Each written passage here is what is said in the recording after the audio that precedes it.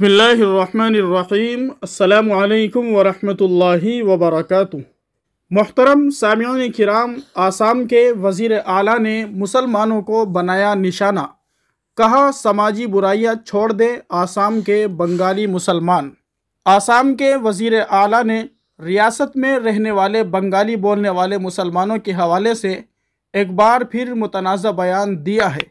ان کا کہنا ہے کہ بنگالی بولنے والے مسلمانوں کو بچپن کی شادی اور تعدد ازدواج جیسی برائیوں کو ترک کرنا ہوگا، تبھی وہ آسام کے اصل باشندے کہلائیں گے۔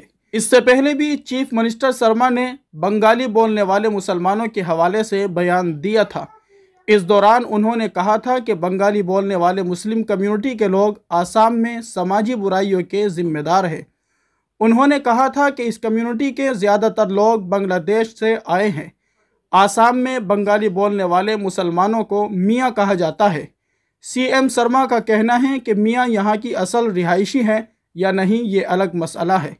ہم جو کہہ رہے ہیں وہ یہ ہے کہ بنگالی بولنے والے مسلمان اگر مقامی بننا چاہتے ہیں تو اس میں کوئی حرج نہیں ہے، لیکن انہیں برے رویے چھوڑ کر خواتین کو تعلیم کے لیے ترغیب دینا ہوگی، تب ہی وہ مقامی کہلائیں گے۔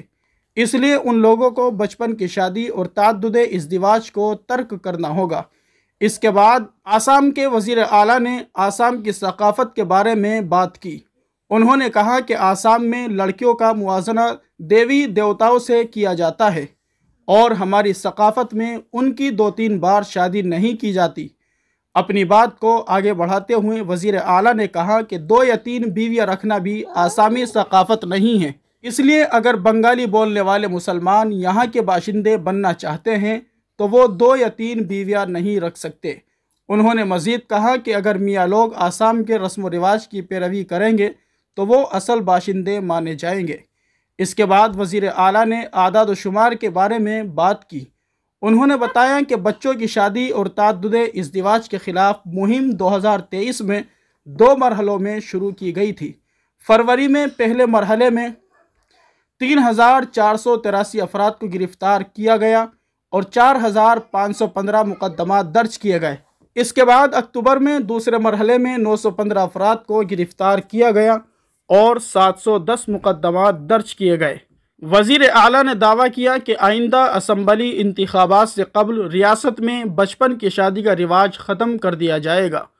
انہوں نے بتایا کہ کم عمری کی شادی کو ختم کرنے کے لیے ریاستی کابینہ نے آسام مسلم میرج اینڈ طلاق رجسٹریشن ایکٹ 1935 کو منسوخ کرنے کی بھی منظوری دی ہے۔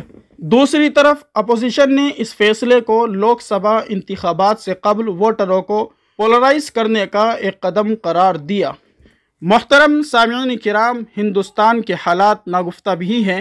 یہاں پر مسلمانوں کو، اسلام کو، شریعت کو ٹارچر کیا جا رہا ہے اور نشانہ بنایا جا رہا ہے۔